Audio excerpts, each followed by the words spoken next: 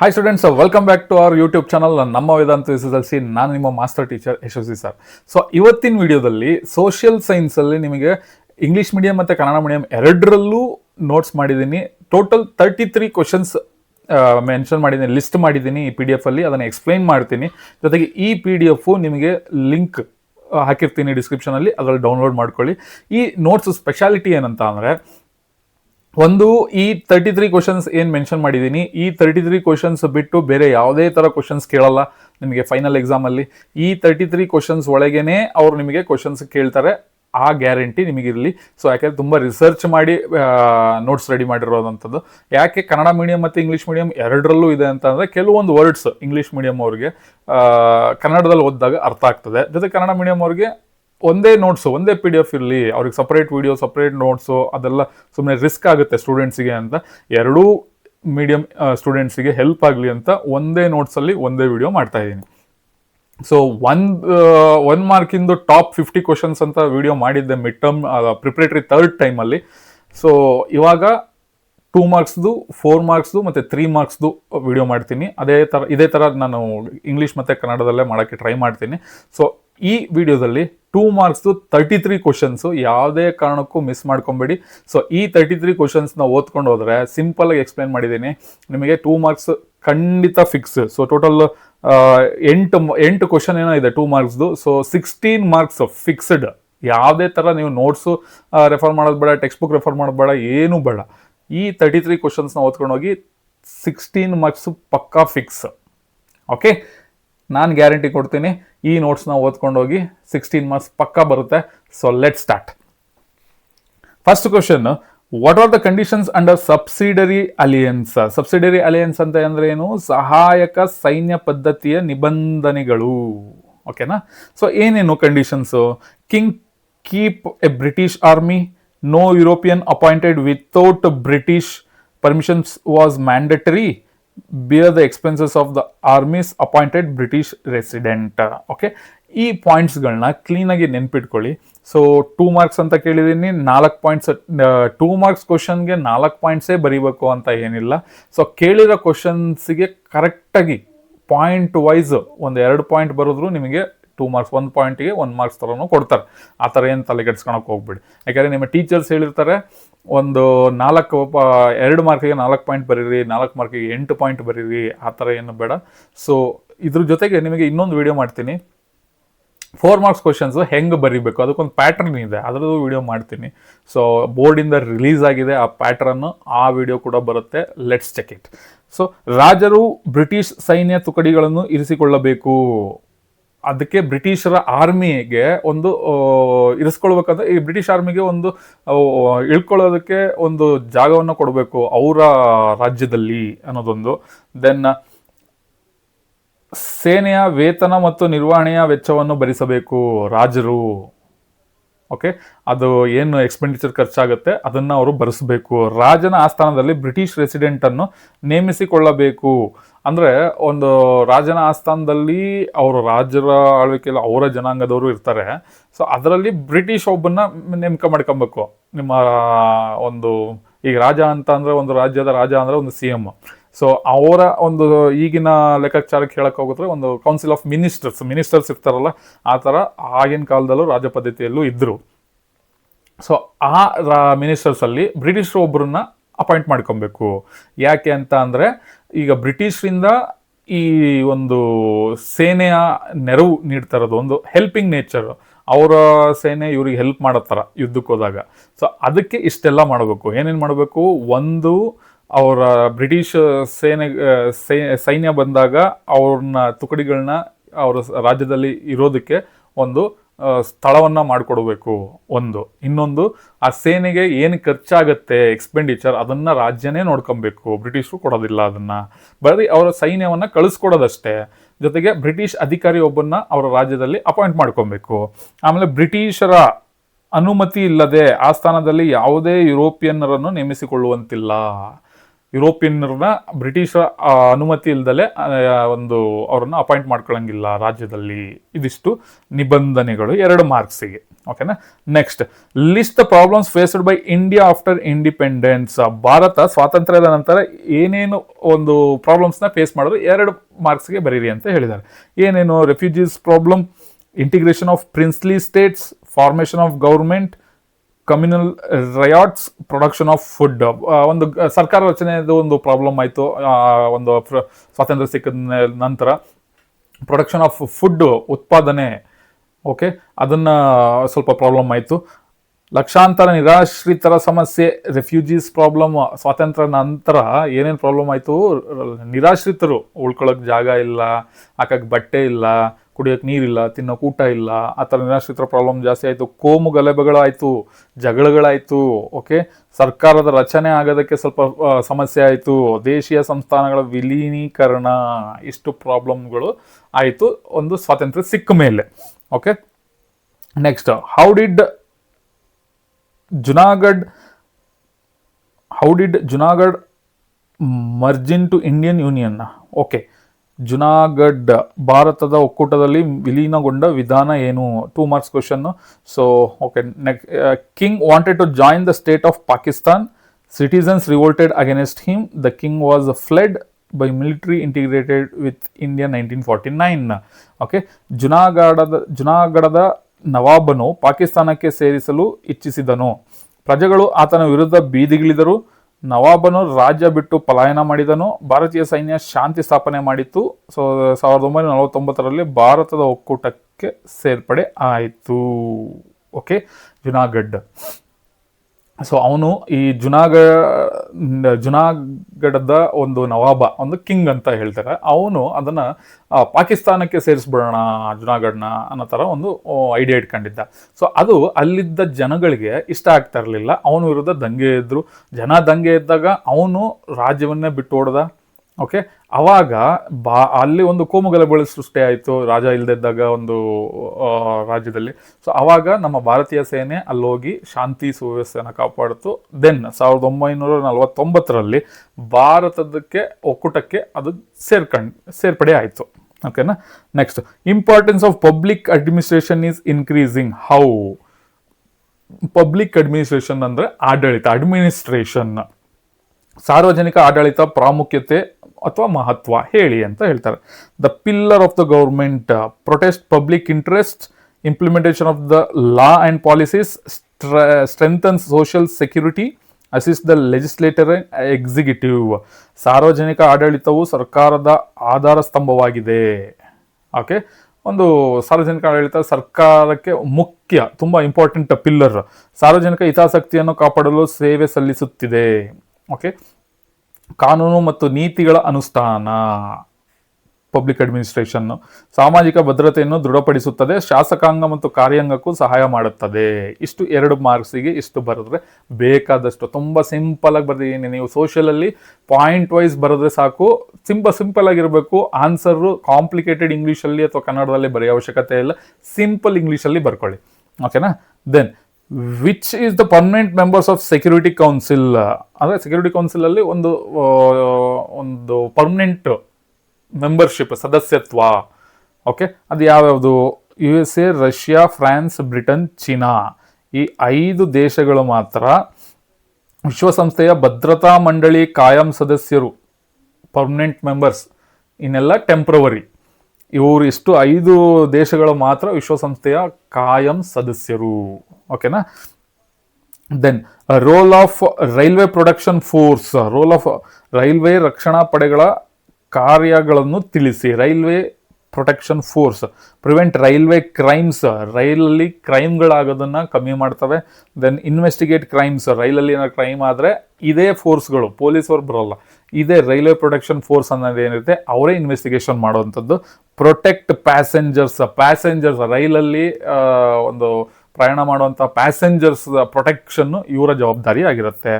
Then, protect railway property, railway ಇಲಾಖೆಯ property ಏನಿರುತ್ತೆ ಅದನ್ನು ಪ್ರೊಟೆಕ್ಟ್ ಮಾಡೋದು ಇವರ ಕರ್ತವ್ಯ ಆಗಿರುತ್ತೆ. ಓಕೆನಾ. Next, functions of U P S C ಅಂತ ಅಂದ್ರೆ ಏನು? Union public service commission. ಕರ್ನಾಟಕದಲ್ಲಿ ಎಕ್ಸಾಮ್ಸ್ ಮಾಡೋದಕ್ಕೆ ಕರ್ನಾಟಕ ಪಬ್ಲಿಕ್ ಸರ್ವಿಸ್ ಕಮಿಷನ್ ಅಂದ್ರೆ ಸೆಂಟ್ರಲ್ ಗೌರ್ಮೆಂಟ್ ಅಲ್ಲಿ UPSC. Okay, union public service commission. ಇವರ ಫಂಕ್ಷನ್ಸ್ಗಳೇನು? ನೋಟಿಫಿಕೇಶನ್ ಪಿರಿಯಾಡಿಕ್ ಆಗಿ ಕೊಡೋದು ಎಕ್ಸಾಮ್ ಮಾಡೋದಕ್ಕೆ. ಸೊ ನೋಟಿಫಿಕೇಶನ್ ಡೇಟ್ ಕೊಡ್ತಾರೆ, ಆ ಡೇಟ್ ಒಳಗೆ ಎಕ್ಸಾಮ್ ಡೇಟ್ ಒಳಗೆ ಅಪ್ಲಿಕೇಶನ್ ಫಿಲ್ ಮಾಡಬೇಕು ಕ್ಯಾಂಡಿಡೇಟ್ಸು. ಆಮೇಲೆ ಒಂದು ಡೇಟಲ್ಲಿ ಎಕ್ಸಾಮ್ ಮಾಡ್ತಾರೆ. ಕರೆಕ್ಟಾಗಿ ಅದೊಂದು ಟೈಮಲ್ಲಿ ನಿಮಗೆ ಎಕ್ಸಾಮ್ ಮಾಡಿದ್ದನ್ನು ರಿಸಲ್ಟ್ ಕೊಡ್ತಾರೆ. ಆಮೇಲೆ ರಿಸಲ್ಟ್ ಆದಮೇಲೆ ಕೆಲಸ ಸಿಗುತ್ತೆ. ಸೊ ಇದು ಒಂದು ನಿಮಗೆ conduct exams for A and B post. ABCD ಅಂತ 4 ಪೋಸ್ಟ್ಗಳಿರ್ತವೆ, ಗ್ರೇಡ್ಗಳಿರ್ತವೆ ಪೋಸ್ಟ್ಗಳಲ್ಲಿ. ಯಾವುದೇ ಸರ್ಕಾರಿ ಸ್ಟೇಟಲ್ಲಾಗಲಿ ಸೆಂಟ್ರಲ್ ಆಗಲಿ, ಅದರಲ್ಲಿ A ಮತ್ತು B ಪೋಸ್ಟ್ಗಳನ್ನ ಮಾತ್ರ UPSC ಸೆಂಟ್ರಲ್ ಗೌರ್ಮೆಂಟ್ ಲೆವೆಲಲ್ಲಿ ಕಂಡಕ್ಟ್ ಮಾಡ್ತವೆ. Conduct personality test. ಸೊ ಅದೇ ಅಪ್ಲಿಕೇಶನ್ ಕಾಲ್ ಮಾಡ್ತಾರೆ, ಎಕ್ಸಾಮ್ ಕಂಡಕ್ಟ್ ಮಾಡ್ತಾರೆ, ಅದರಿಂದ ಸೆಲೆಕ್ಷನ್ ಆದವ್ರನ್ನ ಇಂಟರ್ವ್ಯೂ ಮಾಡ್ತಾರೆ. Interview is nothing but personality test. So ಅದಾದಮೇಲೆ ಆರ್ಡರ್ ಕಾಪಿ, ಅಂದರೆ ಎಕ್ಸಾಮ್ ಆದವ್ರಿಗೆ ಆರ್ಡರ್ ಕಾಪಿ ಇಶ್ಯೂಸ್ ಮಾಡ್ತಾರೆ. Advise the government regarding promotions. ಅವ್ರು ಏನು ಎಕ್ಸಾಮ್ ಮಾಡಿ ಕೆಲ್ಸಕ್ಕೆ ತೊಗೊಂಡಿರ್ತಾರಲ್ಲ ಕ್ಯಾಂಡಿಡೇಟ್ಸ್ನ, ಅವರ ಪ್ರಮೋಷನ್ಗೆ ಗೌರ್ಮೆಂಟಿಗೆ ಒಂದು ಐಡಿಯಾ ಕೊಡ್ತಾರೆ, ಅಡ್ವೈಸ್ ಮಾಡ್ತಾರೆ. ಇಂತಿಂಥ ಒಂದು ರೂಲ್ಸ್ ಆ್ಯಂಡ್ ರೆಗ್ಯುಲೇಷನ್ ಇರುತ್ತೆ ಪ್ರಮೋಷನ್ಗೆ, ಇಂತಿಂಥ ರೂಲ್ಸಲ್ಲಿ ಫಾಲೋ ಮಾಡಿ ನೀವು ಪ್ರಮೋಷನ್ಗೆ ಅಂತ. Advise government regarding disciplinary actions. So ಸರ್ಕಾರಿ ಅಧಿಕಾರಿಗಳು ಏನು ಗ್ರೂಪ್ A ಪೋಸ್ಟಲ್ಲಿ ಇರ್ತಾರಲ್ಲ, ಸೊ ಅವರು ಕೆಲಸಕ್ಕೆ ಸೇರಿದ ಮೇಲೆ ಒಂದು ಏನಾದ್ರು ತಪ್ಪು ಮಾಡಿದ್ರೆ ಅವರ ವಿರುದ್ಧ ಹೆಂಗೆ ಕ್ರಮ ತಗೊಬೇಕು, ತಪ್ಪು ಮಾಡ್ದಂಗೆ ಹೆಂಗೆ ನೋಡ್ಕೊಬೇಕು, ಅಥವಾ ಡಿಸಿಪ್ಲಿನರಿ ಆ್ಯಕ್ಷನ್ಸ್ಗಳನ್ನ ತಗೊತಾರೆ. A ಮತ್ತು B ಹುದ್ದೆಗಳಿಗೆ ಸ್ಪರ್ಧಾತ್ಮಕ ಪರೀಕ್ಷೆ ನಡೆಸುವುದು, ನೇರ ನೇಮಕಾತಿಗೆ ವ್ಯಕ್ತಿತ್ವ ಪರೀಕ್ಷೆ, ಬಡ್ತಿ ಮತ್ತು ವರ್ಗಾವಣೆ ಅನುಸರಿಸಬೇಕಾದ ಸೇವೆಗಳ ಬಗ್ಗೆ ಸರ್ಕಾರಕ್ಕೆ ಸಲಹೆ, ಅಧಿಕಾರಿಗಳ ದುರ್ವರ್ತನೆಗೆ, ಅದು ಹೇಳಿದೆ ಕರೆಕ್ಟಾಗಿ ಕೆಲಸ ಮಾಡಲಿಲ್ಲ, ಅವ್ರೇನಾದ್ರು ತಪ್ಪು ಮಾಡಿದ್ರೆ ಶಿಸ್ತು ಕ್ರಮ ಕೈಗೊಳ್ಳುವ ಬಗ್ಗೆ ಸರ್ಕಾರಕ್ಕೆ ಸಲಹೆ ಕೊಡೋದು. ರೋಲ್ ಆಫ್ FAO ಅಂದರೆ ಫುಡ್ ಆ್ಯಂಡ್ ಅಗ್ರಿಕಲ್ಚರ್ ಆರ್ಗನೈಸೇಷನ್ ಅಂತ ಇದೆ. ಸೊ ಅದರದ್ದು ರೋಲ್ ಏನು? ಫೈಟ್ ಅಗೇನೆಸ್ಟ್ ಪಾವರ್ಟಿ, ಬಡತನದ ವಿರುದ್ಧ ಓಕೆ ಹೋರಾಟ. ಫೈಟ್ ಅಗೇನೆಸ್ಟ್ ಹಂಗರ್, ಹಸಿವಿನ ವಿರುದ್ಧ. Fight against hunger. Okay, fight against malnutrition ಅಂತ ಅಂದರೆ ಒಂದು ಪೌಷ್ಟಿಕ ಆಹಾರ ಕೊರತೆ. Okay, improves life of rural people, ಹಳ್ಳಿಯ ಜನರ ಜೀವನ ಶೈಲಿಯನ್ನು ಇಂಪ್ರೂವ್ ಮಾಡೋದು. ಡೆವಲಪ್ಮೆಂಟ್ ಆಫ್ ಅಗ್ರಿಕಲ್ಚರ್, ವ್ಯವಸಾಯನ ಇಂಪ್ರೂವ್ ಮಾಡೋದು. ಸೊ ಕೃಷಿ ಕ್ಷೇತ್ರದ ಅಭಿವೃದ್ಧಿ, ಪೌಷ್ಟಿಕ ಆಹಾರ ಒದಗಿಸುವಿಕೆ, ವಿಶ್ವವನ್ನು ಹಸಿವಿನಿಂದ ಮುಕ್ತಗೊಳಿಸುವುದು. ಓಕೆ, ದೆನ್ ಗ್ರಾಮಾಂತರ ಪ್ರದೇಶಗಳ ಜನರ ಜೀವನ ಮಟ್ಟದ ಸುಧಾರಣೆ. ಇದಿಷ್ಟು 2 ಮಾರ್ಕ್ಸಿಗೆ ಬರೀಬೇಕಾಗಿರುವಂಥ ಪಾಯಿಂಟ್ಸ್. ಫಂಕ್ಷನ್ಸ್ ಆಫ್ ILO ಅಂದರೆ ಇಂಟರ್ನ್ಯಾಷನಲ್ ಲೇಬರ್ ಆರ್ಗನೈಸೇಷನ್. ಏನೇನು function? Welfare of working class, provides social security, protects labours health, protects women labours. Labours ಅಂದರೆ ಜೆಂಟ್ಸು ಇರ್ತಾರೆ, ವುಮೆನ್ಸು ಇರ್ತಾರಲ್ವ. ಸೊ ಕಾರ್ಮಿಕ ವರ್ಗದ ಸಾಮಾಜಿಕ ಭದ್ರತೆ ಒದಗಿಸೋದು, ಕಾರ್ಮಿಕ ವರ್ಗದ ಆರೋಗ್ಯ ಸಂರಕ್ಷಣೆ, ಅದಕ್ಕೂ ಒಂದಷ್ಟು ಸ್ಕೀಮ್ಗಳಿರ್ತವೆ. ಉತ್ತಮ ಜೀವನ ಮಟ್ಟ, ಮಹಿಳಾ ಕಾರ್ಮಿಕರಿಗೆ ಹೆರಿಗೆ ಸೌಲಭ್ಯ, ಅಂದರೆ ಅದರಲ್ಲೂ ಒಂದು ಸ್ಕೀಮ್ಗಳಿದೆ, ಹೆಲ್ತ್ ಇನ್ಶೂರೆನ್ಸು ಅಥವಾ ಏನೇನೋ ಇರುತ್ತೆ ಆ ಲೇಬರ್ ಆರ್ಗನೈಸೇಷನಲ್ಲಿ, ಅದನ್ನು ಯೂಸ್ ಮಾಡ್ಕೊಳ್ಳೋ ಅಂಥದ್ದು functions of international labour organisation. Measures to eradicate child labour, ಬಾಲಕಾರ್ಮಿಕತೆಯ ನಿರ್ವಹಣಾ ಕ್ರಮಗಳೇನು? ಚೈಲ್ಡ್ ಮ್ಯಾರೇಜ್ ಹೆಂಗೋ, ಇದು ಚೈಲ್ಡ್ ಲೇಬರ್ ಕೂಡ ಒಂದು ಕೆಟ್ಟ ಪದ್ಧತಿ. ಸಣ್ಣ ಮಕ್ಕಳನ್ನೆಲ್ಲ ಕೆಲಸಕ್ಕೆ ತಾಳೋದಕ್ಕೆ, ಸಣ್ಣ ಮಕ್ಕಳನ್ನೆಲ್ಲ ಕೆಲಸಕ್ಕೆ ಹಾಕೋಂಥದ್ದು ಅದೊಂದು ಕೆಟ್ಟ ಪದ್ಧತಿ. ಸೊ ಅದನ್ನು ಕಮ್ಮಿ ಮಾಡೋದಕ್ಕೆ ಏನೇನು ಸ್ಟೆಪ್ಸ್ ಇದೆ? Child labour prohibition and control act in 1986, 1986ರಲ್ಲಿ ಚೈಲ್ಡ್ ಲೇಬರ್ ಕಂಟ್ರೋಲ್ ಆ್ಯಕ್ಟ್ ಅನ್ನೋದನ್ನು ತರ್ತಾರೆ. Then article 24 child labour is a punishable offence. ಯಾರಾದರೂ ತಮ್ಮ ಮಕ್ಕಳನ್ನ ಅಥವಾ ಬೇರೆಯವ್ರ ಮಕ್ಕಳನ್ನ, ಒಂದು ಸಣ್ಣ ಮಕ್ಕಳನ್ನ ಅವರು ಕೆಲಸಕ್ಕೆ ಕಳಿಸೋದು ಅಥವಾ ಕೆಲಸಕ್ಕೆ ಇಟ್ಕೊಳ್ಳೋದು ಮಾಡಿದ್ರೆ ಅದು ಪನಿಷಬಲ್ ಅಫೆನ್ಸ್, ಶಿಕ್ಷಾರ್ಹ ಅಪರಾಧ ಆಗುತ್ತೆ. ಅದು ಆರ್ಟಿಕಲ್ 24 ಕಾನ್ಸ್ಟಿಟ್ಯೂಷನಲ್ಲಿ ಹೇಳುತ್ತೆ. Next, right to education act 2009 ಅಂದರೆ ಪ್ರತಿ ಮಕ್ಕಳಿಗೂ ಒಂದು ಎಜುಕೇಷನ್, ವಿದ್ಯಾಭ್ಯಾಸ ಸಿಗಬೇಕು ಅನ್ನೋದು ಈ ಒಂದು ಆ್ಯಕ್ಟ್ನ ಉದ್ದೇಶ.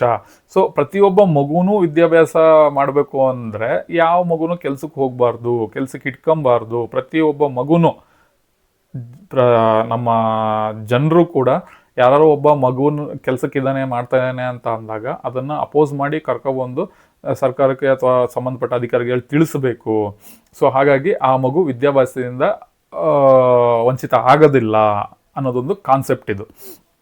National policy in 1987, national child labour scheme in 1955, child labours welfare in 1988, child labour eradication and rehabilitation act in 2006.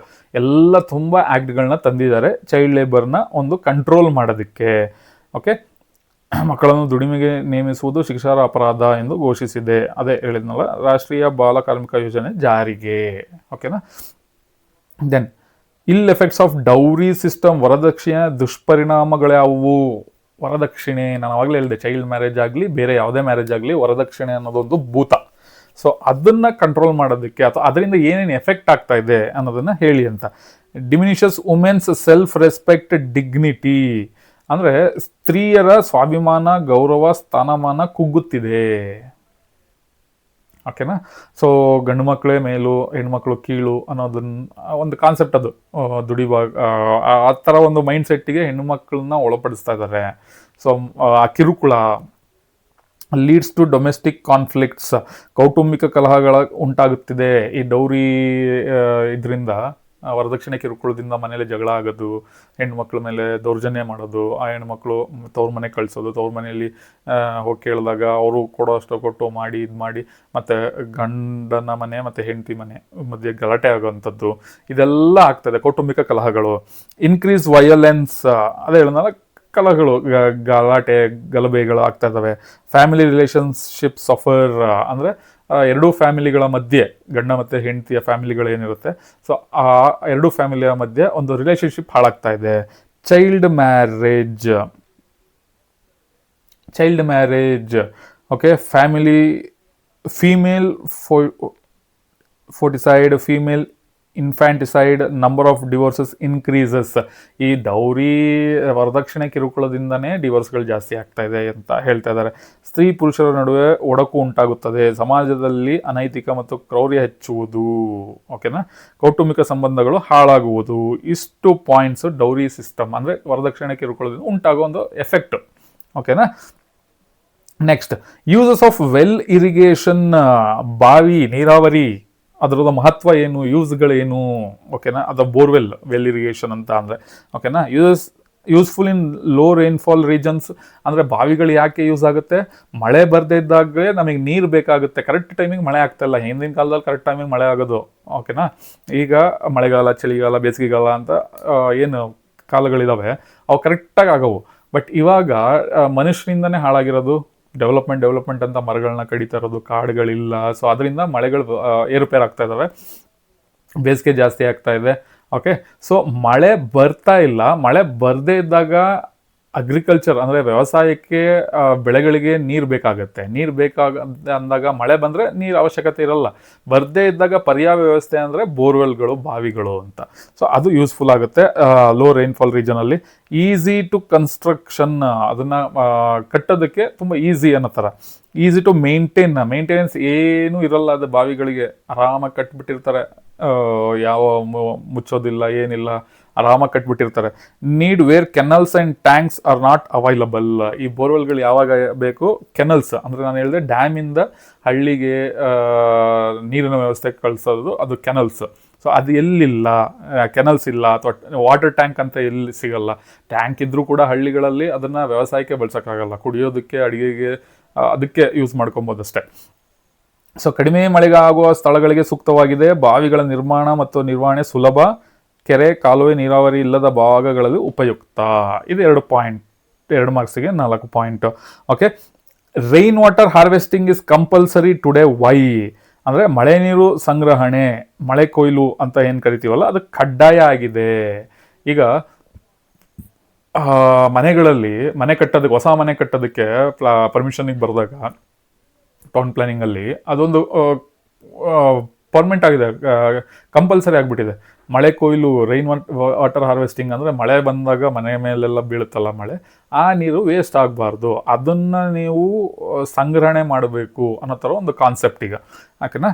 So ಅದನ್ನು ಸಂಗ್ರಹಣೆ ಮಾಡಿದಾಗ ಭೂಮಿಯ ಫಲವತ್ತತೆ ಮತ್ತು ಜಾಸ್ತಿ ಆಗುತ್ತೆ ಅನ್ನೋ ಕಾರಣಕ್ಕೆ. ರೈನ್ಫಾಲ್ ಈಸ್ ಅನ್ಈವನ್ಲಿ ಡಿಸ್ಟ್ರಿಬ್ಯೂಟೆಡ್, ಅದೇ ಹೇಳಿದ್ನಲ್ಲ, ಒಂದು ಮಳೆಗಾಲ ಬೇಕಾಬಿಟ್ಟಿ ಆಗ್ಬಿಟ್ಟಿದೆ, ಕರೆಕ್ಟಾಗಿ ಬರೋದಿಲ್ಲ ಮಳೆಗಾಲ. ಮಳೆ ಹಂಚಿಕೆ ಹೆಚ್ಚು ತಾರತಮ್ಯದಿಂದ ಕೂಡಿದೆ, ಅದೇ ಹೇಳಿದೆ. ಒಂದು ಕರೆಕ್ಟ್ ಟೈಮಿಗೆ. ಈಗ ಮಳೆಗಾಲ 3 ತಿಂಗಳು ಅಂದರೆ ಹಿಂದಿನ ಕಾಲದಲ್ಲಿ ಕರೆಕ್ಟಾಗಿ 3 ತಿಂಗಳು ಬರೋದು, ಬಟ್ ಇವಾಗ 1 ತಿಂಗಳು 2 ತಿಂಗಳು ಮಳೆ ಬರ್ದಲೇನೂ ಇರ್ಬೋದು ಕೆಲವು ಭಾಗದಲ್ಲಿ, ಅಥವಾ ಯಾವ್ಯಾವಾಗಲೂ ಮಳೆ ಬರ್ತಾ ಇರುತ್ತೆ, ಆ ಥರ ಆಗ್ತಾ ಇದೆ. ಸೊ ಅದಕ್ಕೆ ಅವಾಗ ನೀರಿನ ಹಾಹಾಕಾರ ಉಂಟಾಗಬಾರ್ದು. ಇದನ್ನು ನೀವು ಶೇಖರಣೆ ಮಾಡ್ಕೊಳ್ಳಿ. ಇದನ್ನು ನೀವು ಮಳೆ ಕೊಯ್ಲು, ಮನೆ ಮೇಲೆಲ್ಲ ಬಿದ್ದಂಥ ಮಳೆನ ಒಂದು ಟ್ಯಾಂಕಲ್ಲಿ ಟ್ಯಾಂಕ್ ಕಟ್ಟಿಸಿ ಅದನ್ನು ಶೇಖರಣೆ ಮಾಡ್ಕೊಳ್ಳಿ. ಅದನ್ನು ನೀವು ಯೂಸ್ ಮಾಡ್ಕೊಳ್ಳಿ ರೀಸೈಕಲ್ ಮಾಡಿಕೊಂಡು ಅನ್ನೋ ಥರ ಒಂದು concept. Confine to the rainy seasons ಅಂದರೆ ಒಂದು ಕಡಿಮೆ, ಒಂದು ಮಳೆಗಾಲದ ಅವಧಿ ಕಡಿಮೆ ಆಗಿದೆ. ಸೊ ಅದನ್ನು ಹೇಳ್ತಾರೆ. Shortage of water during the summer, ಬೇಸಿಗೆಗಾಲದಲ್ಲಿ ನೀರು ಕಮ್ಮಿ ಆಗುತ್ತೆ, ಶಾರ್ಟೇಜ್ ಆಗುತ್ತೆ. ಅದಕ್ಕೆ ಎಲ್ಲದಕ್ಕೂ ಸರ್ಕಾರನೇ ಇದು ಮಾಡೋಕ್ಕಾಗಲ್ಲ. ಸಮ್ಮರ್ ಸೀಸನಲ್ಲಿ ಎಲ್ಲರಿಗೂ ಮಳೆ ಕಮ್ಮಿ ಇರೋದ್ರಿಂದ ಎಲ್ಲ ಜನರಿಗೂ, ಎಲ್ಲ ಊರಿಗೂ ಸರ್ಕಾರನೇ ನೀರು ಕೊಡೋಕ್ಕಾಗಲ್ಲ. ನಿಮ್ಮ ಮನೆಗಳಲ್ಲಿ ಒಂದು ಈ ಥರ ರೈನ್ ವಾಟರ್ ಹಾರ್ವೆಸ್ಟಿಂಗ್ ಅಂತ ಮಾಡಿಕೊಂಡು, ಮಳೆ ಕೊಯ್ಲನ್ನು ಮಾಡಿಕೊಂಡು ಅದನ್ನು ನಿಮ್ಮ ಮನೆ ಮಟ್ಟಿಗಾದರೂ ನೀವು ನೀರನ್ನು ಬಳಸ್ಕೊಳ್ಳಿ ಸಮ್ಮರ್ ಸೀಸನಲ್ಲಿ ಅಂತ. Only solution to the drought condition. Okay, ಮಳೆಗಾಲದ ಅವಧಿ ಕಡಿಮೆ ಇದೆ, ಹೆಚ್ಚು ಮಳೆ ಬೀಳುವ ಪ್ರದೇಶಗಳು ಸಹ ಮಳೆ ರಹಿತ ಪ್ರದೇಶ ಆಗುತ್ತಿದೆ. ಓಕೆನಾ. ಬೇಸಿಗೆಯಲ್ಲಿ ನೀರಿನ ಕೊರತೆ ಕಂಡು ಬರುತ್ತದೆ. ಜಲಕ್ಷಾಮಕ್ಕೆ ಪರಿಹಾರ ಮಳೆ ಕೊಯ್ಲು ಅಥವಾ ಮಳೆ ನೀರಿನ ಸಂಗ್ರಹಣೆ ಆಗಿದೆ. ಅದೇ ಹೇಳಿದ್ನಲ್ಲ, ಮಳೆ ಕಮ್ಮಿ ಇದ್ದ, ನೀರು ಶಾರ್ಟೇಜ್ ಆದಾಗ ಸಮ್ಮರ್ ಟೈಮಲ್ಲಿ ಅದರಲ್ಲೂ ಎಲ್ಲ ನದಿಗಳು ಎಲ್ಲ ಒಣಗೋಗ್ತವೆ, ಕೆರೆ ಕಟ್ಟೆಗಳೆಲ್ಲ ಒಣಗೋಗ್ತವೆ. ಸೊ ಅಂಥ ಟೈಮಲ್ಲಿ ಎಲ್ಲಿಂದ ನೀರು ಕೊಡ್ತಾರೆ ಸರ್ಕಾರದವರು? ಸೊ ಅದಕ್ಕೆ ಈಗ ಮಳೆಗಾಲದಲ್ಲಿ ಕ್ಲೀನಾಗಿ ಮಳೆ ಬಂದಾಗ ಅದನ್ನು ಶೇಖರಣೆ ಮಾಡಿ ಇಟ್ಕೊಂಡ್ರೆ ನಿಮಗೆ ಬೇಸಿಗೆಗಾಲದಲ್ಲಿ ಯೂಸ್ ಆಗುತ್ತೆ, ಅದನ್ನು ಯೂಸ್ ಮಾಡ್ಕೊಳ್ಳಿ ಅನ್ನೋ ಒಂದು ಕಾನ್ಸೆಪ್ಟ್. ಅದು ರೈನ್ ವಾಟರ್ ಹಾರ್ವೆಸ್ಟಿಂಗ್. ಅದಕ್ಕೋಸ್ಕರ ಅದು ಇಂಪಾರ್ಟೆನ್ಸ್, ಕಡ್ಡಾಯ ಆಗಿದೆ, ಕಂಪಲ್ಸರಿ ಅಂತ. Objectives of the multipurpose river valley project. ವಿವಿಧೋದ್ದೇಶ ನದಿ ಕಣಿವೆ ಯೋಜನೆಯ ಉದ್ದೇಶಗಳಾವುವು? To control floods, to check soil erosion. ಅಂದರೆ ಈ ಕಾನ್ಸೆಪ್ಟ್ ಯಾಕೆ ಅಂದರೆ, ಮಲ್ಟಿಪರ್ಪಸ್ ರಿವರ್ ವ್ಯಾಲಿ ಪ್ರಾಜೆಕ್ಟ್ ಅಂದರೆ ಇದು ಏನಕ್ಕೆ ಒಂದು ಉದ್ದೇಶ ಅಂತ ಅಂದರೆ, ಪ್ರವಾಹನ ಕಮ್ಮಿ ಮಾಡೋದಕ್ಕೆ, ಕಂಟ್ರೋಲ್ ಮಾಡೋದಕ್ಕೆ, ಆ್ಯಂಡ್ ಮಣ್ಣು ಸವೆತನ ಕಮ್ಮಿ ಮಾಡೋದಕ್ಕೆ, ನೀರಾವರಿ ಸೌಲಭ್ಯ ಒದಗಿಸುವುದು, ನದಿಗಳ ಪ್ರವಾಹ ನಿಯಂತ್ರಣ ಮಾಡೋದು, ಜಲ ವಿದ್ಯುತ್ ಶಕ್ತಿ ಉತ್ಪಾದನೆ, ಮಣ್ಣಿನ ಸವೆತ ನಿಯಂತ್ರಿಸುವುದು. ಓಕೆನಾ. ಇಂಗ್ಲೀಷಲ್ಲಿ 2 ಪಾಯಿಂಟ್ ಇದೆ, ಕನ್ನಡದಲ್ಲಿ 4 ಪಾಯಿಂಟ್ ಇದೆ. ಒಂದೊಂದು ಕ್ವಶನಲ್ಲಿ ಇಂಗ್ಲೀಷಲ್ಲಿ ಜಾಸ್ತಿ ಪಾಯಿಂಟ್ಸ್ ಇರುತ್ತೆ, ಕನ್ನಡದಲ್ಲಿ ಕಮ್ಮಿ ಇರುತ್ತೆ. ಒಂದೊಂದು ಕ್ವಶನಲ್ಲಿ ಕನ್ನಡದಲ್ಲಿ ಜಾಸ್ತಿ ಇರುತ್ತೆ, ಇಂಗ್ಲೀಷಲ್ಲಿ ಕಮ್ಮಿ ಇರುತ್ತೆ. ಅದಕ್ಕೆ ಎರಡನ್ನೂ ಒಟ್ಟಿಗೆ ಕೊಟ್ಟಿದ್ದೀನಿ, ಅದನ್ನು ಕ್ಲೀನಾಗಿ ರೆಫರ್ ಮಾಡ್ಕೊಳ್ಳಿ. ಓಕೆನಾ. Next,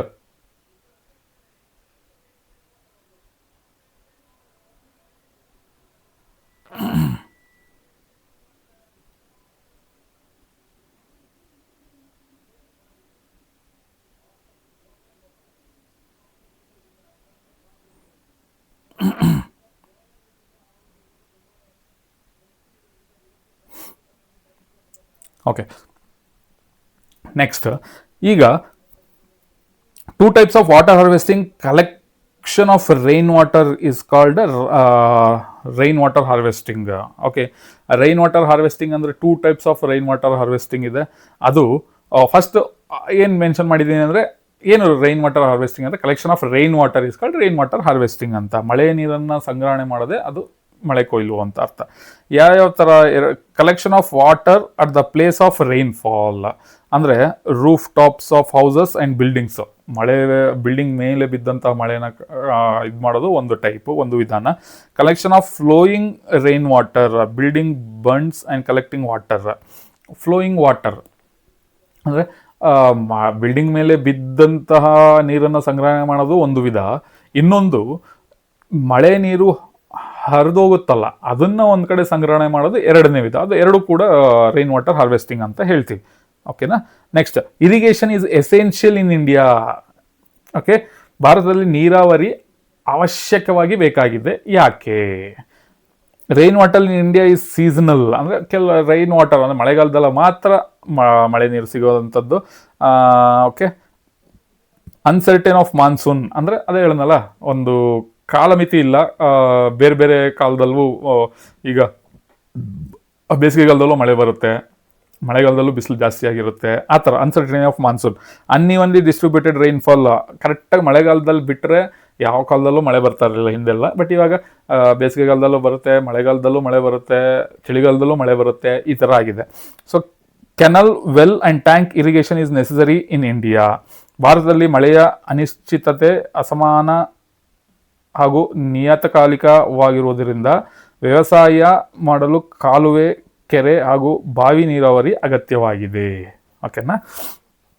factors essential for growing cotton ಅಂದರೆ ಕೆಲವೊಂದು ಹತ್ತಿ ಎಲ್ಲ ಕಡೆನೂ ಬೆಳೆಯೋಕ್ಕಾಗಲ್ಲ. ಅದಕ್ಕೆ ಟೆಂಪರೇಚರ್ ಕೆಲವೊಂದು ಡಿಫ್ರೆಂಟ್, ಇಷ್ಟೇ ಟೆಂಪರೇಚರ್ ಇರಬೇಕು, ಇಷ್ಟೇ ನೀರು ಬೇಕು, ಆ ಥರ ವಾತಾವರಣಗಳು ಬೇರೆ ಬೇರೆ ಇರ್ತವೆ. ಅದನ್ನು ಏನೇನು ಬೇಕು ಹತ್ತಿ ಬೆಳೆಯೋದಕ್ಕೆ ಅಂತ ನೋಡೋಣ. 20 to 25 ಡಿಗ್ರಿ ಸೆಲ್ಸಿಯಸ್ ಟೆಂಪರೇಚರ್ ಇರಬೇಕು. ಸೊ 25 to 150 ಸೆಂಟಿಮೀಟರ್ಸ್ ರೈನ್ಫಾಲ್ ಆಗಬೇಕು ಆ ಜಾಗದಲ್ಲಿ. Then black soil and loamy soil suitable. ಓಕೆನಾ. ಈ ಎರಡು ವಿಧಗಳದ ಮಣ್ಣು ಸೂಟ್ ಆಗುತ್ತೆ.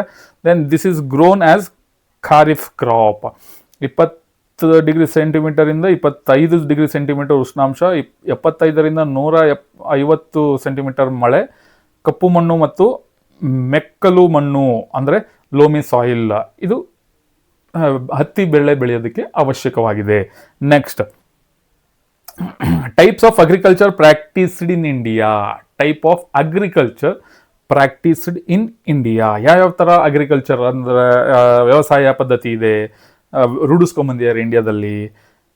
Subsistence farming, sedentary farming, shifting cultivation, intensive farming, commercial farming, mixed farming, plantation farming. Okay, ಇಷ್ಟು ವ್ಯವಸಾಯ ಪದ್ಧತಿಗಳು.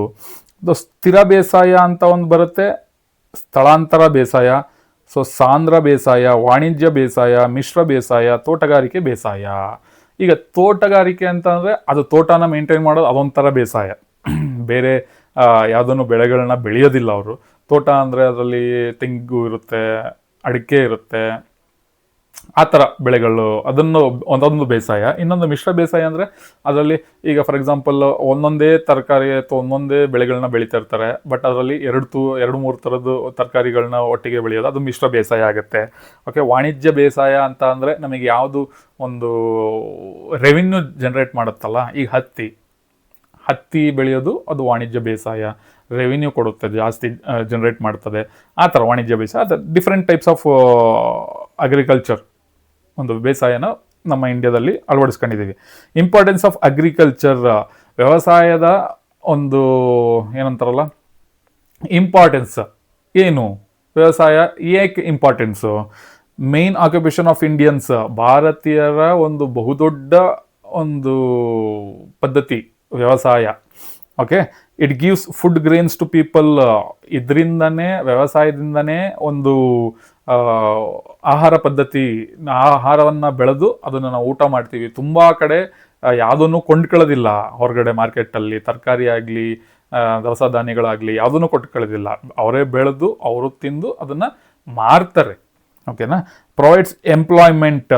ವ್ಯವಸಾಯದಲ್ಲಿ ಬರೀ ಅವ್ರ ಮನೆಯವ್ರು ಮಾತ್ರ ಮಾಡ್ಕೊಳಕ್ಕಾಗದ. ಈಗ 1 ಎಕರೆ 2 ಎಕರೆ ಇದೆ, ಅವ್ರ ಮನೆಯವ್ರು ಮಾಡ್ಕೊತಾರೆ. ಜಾಸ್ತಿ ಜಾಗ ಇದ್ದಾಗ ಮನೆಯವ್ರು ಮಾಡೋಕ್ಕಾಗಲ್ಲ ವ್ಯವಸಾಯನ, ಬೇರೆಯವ್ರ ಸಹಾಯ ತಗೋಬೇಕು. ಬೇರೆಯವ್ರ ಸಹಾಯ ಅಂತ ಅಂದಾಗ ಬನ್ನಿ, 1 ದಿವಸ ಕೆಲಸ ಮಾಡಿ, 2 ದಿವಸ ಕೆಲಸ ಮಾಡಿ, 1 ವಾರ ಕೆಲಸ ಮಾಡಿ, ನಾವು ನಿಮ್ಗೆ ಸಂಬಳ ಕೊಡ್ತೀವಿ ಅಂತ, ಅದು ಎಂಪ್ಲಾಯ್ಮೆಂಟ್ ಕ್ರಿಯೇಟ್ ಆಗುತ್ತೆ. Provides raw materials to industries. ಒಂದು ರಾ ಮಟೀರಿಯಲ್ ಇಂಡಸ್ಟ್ರಿಗೆ ಪ್ರೊವೈಡ್ ಆಗುತ್ತೆ, ಅಂದರೆ ಸಿಗುತ್ತೆ. Create market. ವ್ಯವಸಾಯದಿಂದ ಮಾರ್ಕೆಟ್ ಕ್ರಿಯೇಟ್ ಆಗುತ್ತೆ. ನಾವು ಬೆಳೆದಂಥ ಪದಾರ್ಥಗಳನ್ನ ನಾವು ಮಾರ್ತೀವಿ, ಮಾರ್ಕೆಟ್ ಕ್ರಿಯೇಟ್ ಆಗುತ್ತೆ. ಅಥವಾ ರೈತರಿಗೆ ಏನಿಂದ ಮಾಡಿದ್ದಾರೆ, ಫಾರ್ ಎಕ್ಸಾಂಪಲ್ ಎಳ್ನೀರು, ಅವರು ಬೆಳೆದಿರ್ತಾರೆ, ಬಂದು ಕಿತ್ಕೊಂಡು ಹೋಗೋರು ಅವ್ರಿಗೊಂದು 20 ರೂಪಾಯಿ ಕೊಡ್ತಾರೆ. ಬಟ್ ಕಿತ್ಕೊಂಡೋಗಿ ಮಾರಿದಾಗ ಅವ್ರು 50 ರೂಪಾಯಿಗೆ ಮಾರ್ತಾರೆ. ಸೊ ಅಲ್ಲಿ ಲಾಸ್ ಆಗುತ್ತೆ. ಅದ್ರ ಬದಲು ಈಗ ರೈತರು ಏನು ಮಾಡಿದ್ದಾರೆ, ಅವರೇ ಬೆಳೆದಿರೋದನ್ನು ಅವರೇ ತಂದು ಮಾರ್ತಾರೆ, ಆ ಲಾಭನೂ ಅವ್ರಿಗೆ ಸಿಗುತ್ತೆ. ಆ ಥರ ಸಪೋರ್ಟ್ಸ್ ಟೆರಿಟರಿ ಸೆಕ್ಟರ್. ಓಕೆ, ಕೃಷಿ ಭಾರತೀಯರ ಮುಖ್ಯ ಉದ್ಯೋಗವಾಗಿದೆ. ದೇಶದ ಜನರಿಗೆ ಆಹಾರ ಧಾನ್ಯಗಳನ್ನು ಪೂರೈಸುತ್ತದೆ. ಹೆಚ್ಚು ಜನರಿಗೆ ಉದ್ಯೋಗ ಒದಗಿಸಿದೆ. ಕೈಗಾರಿಕೆಗಳಿಗೆ ಕಚ್ಚಾ ವಸ್ತುಗಳನ್ನು ಪೂರೈಸುತ್ತದೆ. ಓಕೆನಾ. Next, objectives of 5 years plan. ಪಂಚವಾರ್ಷಿಕ ಯೋಜನೆ ಏನಕ್ಕೆ ತಂದರು, ಏನು ಉದ್ದೇಶ, ಚೆಕ್ ಮಾಡೋಣ. Increasing the production, increasing the employment, reducing the economic disparities, ensuring economic stability, modernizing the economy, etc. Okay, ಇಲ್ಲಿ ನೋಡಿ, ಪಂಚವಾರ್ಷಿಕ ಯೋಜನೆಗಳ ಉದ್ದೇಶಗಳನ್ನು ಬರೆಯಿರಿ. ಬಡತನ ನಿರ್ಮೂಲನೆ ಹಾಗೂ ಜನರ ಜೀವನ ಮಟ್ಟ ಹೆಚ್ಚಿಸುವುದು, ಉತ್ಪಾದನೆಯನ್ನು ಗರಿಷ್ಠ ಮಟ್ಟಕ್ಕೆ ಹೆಚ್ಚಿಸುವುದು, ಉದ್ಯೋಗಾವಕಾಶಗಳನ್ನು ಹೆಚ್ಚಿಸುವುದು, ಆರ್ಥಿಕ ಅಸಮಾನತೆಯನ್ನು ಕಡಿಮೆ ಮಾಡುವುದು. ಓಕೆ, ಈ 5 ಇಯರ್ಸ್ ಪ್ಲ್ಯಾನ್ ಅಂತ ಅಂದರೆ ಬರೀ ಇದ್ರಲ್ಲಿ ಮಾತ್ರ ಅಲ್ಲ, ನಾವು ರೂಢಿಸ್ಕೋಬೇಕು. 5 ಇಯರ್ಸ್ ಪ್ಲ್ಯಾನ್ ಅಂತ ಅಂದರೆ ಈಗ ಇವತ್ತಿಂದ ಇನ್ನು 5 ವರ್ಷದ ಒಳಗೆ ನಾವು ಏನಾಗಬೇಕು, ನಾವು ಹೆಂಗೆ ಬೆಳಿಬೇಕು, ನಾವು ಹೆಂಗೆ ಅಚೀವ್ಮೆಂಟ್ ಮಾಡಬೇಕು, 5 ವರ್ಷ ಆದಮೇಲೆ ಈ ಒಂದು ಪ್ಲ್ಯಾನ್, ಈ 5 ವರ್ಷ ಆದಮೇಲೆ ಮತ್ತೆ 5 ವರ್ಷ, ಇಲ್ಲಿ ಈ 5 ವರ್ಷದಲ್ಲಿ ನಾವು ಮಾಡಿದ್ದೀವಿ ನಾವು ಅಂದ್ಕೊಂಡಿದ್ದನ್ನು, ಸೊ ಇನ್ನು ನೆಕ್ಸ್ಟ್ 5 ವರ್ಷಕ್ಕೆ ನಾವು ಏನು ಮಾಡೋ, ಈ ಥರ ಒಂದು ಪ್ಲ್ಯಾನ್ಗಳನ್ನ ಮಾಡ್ಕೊಬೋದು. Okay, what is national power grid? Why national power grid established? All the states do not have sufficient electric power to supply at all the times. Okay, so ಈಗ ಎಲ್ಲ ರಾಜ್ಯಗಳಲ್ಲಿ ಸಫಿಷಿಯೆಂಟ್ ಆಗಿ ಒಂದು ವಿದ್ಯುತ್ ಉತ್ಪಾದನೆ ಆಗಲ್ಲ, ಪವರ್ ಸಪ್ಲೈ ಸಿಗೋದಿಲ್ಲ so ಎಲ್ಲ ಟೈಮಲ್ಲೂ. ಸೊ ಅವಾಗ ಆ ರಾಜ್ಯಗಳಿಗೆ ಹೆಲ್ಪ್ ಮಾಡಬೇಕಲ್ಲ, ಅದಕ್ಕೆ ನ್ಯಾಷನಲ್ ಪವರ್ ಗ್ರಿಡ್ ಅಂತ ಒಂದು ಸ್ಥಾಪನೆ ಆಗಿದೆ. ಅಲ್ಲಿ ವಿದ್ಯುತ್ ಆಗಿರೋದನ್ನ ಕೆಲವು ರಾಜ್ಯಗಳಿಗೆ ಸಾಲದ ಮೂಲಕದಲ್ಲಿ ಕೊಡ್ತಾರೆ. ನಿಮಗೆ ಇಷ್ಟು ಬೇಕಾ ತಗೊಳ್ಳಿ, ಇಷ್ಟು ದುಡ್ಡು ಕೊಡಿ, ಆ ಥರ. ಸೊ ಹೆಲ್ಪ್ ಮಾಡೋ ಥರ ಸೊ ಸ್ಟೇಟ್ಸ್ಗಳಿಗೆ. So the national power grid was established. It supplies the surplus electricity to deficit states of the country. ಓಕೆನಾ.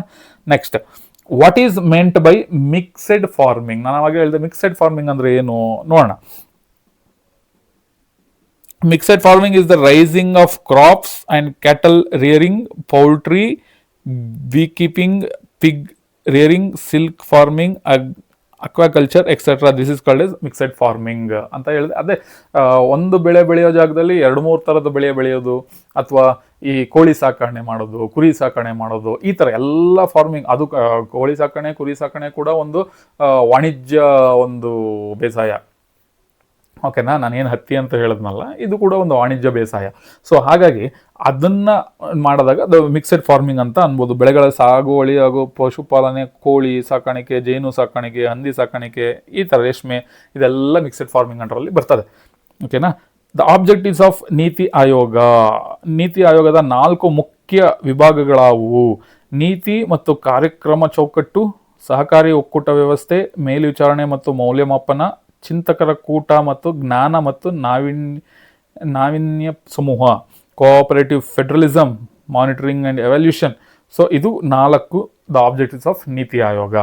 ನೆಕ್ಸ್ಟ್, ವಾಟ್ ಆರ್ ದ ಕಾಣಿಸ್ತಾ ಇದೆಯಾ? Okay, what are the problems of developing countries? Developed countries ಅಂತ ಒಂದಿದೆ, developing countries ಅಂತ ಒಂದಿದೆ. Developed countries ಅನ್ನೋದು already ಬೆಳೆದಿರೋ ದೇಶ, ಬೆಳೆಯುತ್ತಿರೋ ದೇಶ. ಡೆವಲಪಿಂಗ್ ಅಂದರೆ ಬೆಳೆಯುತ್ತಿರುವ ದೇಶ ಅಂತ. ಸೊ ಏನೇನು problems? Unemployment, poverty, agriculture backwardness, unequal distribution of income and wealth. ನಿರುದ್ಯೋಗ ಆದರೂ ಪ್ರಾಬ್ಲಮ್, ಕೆಲಸ.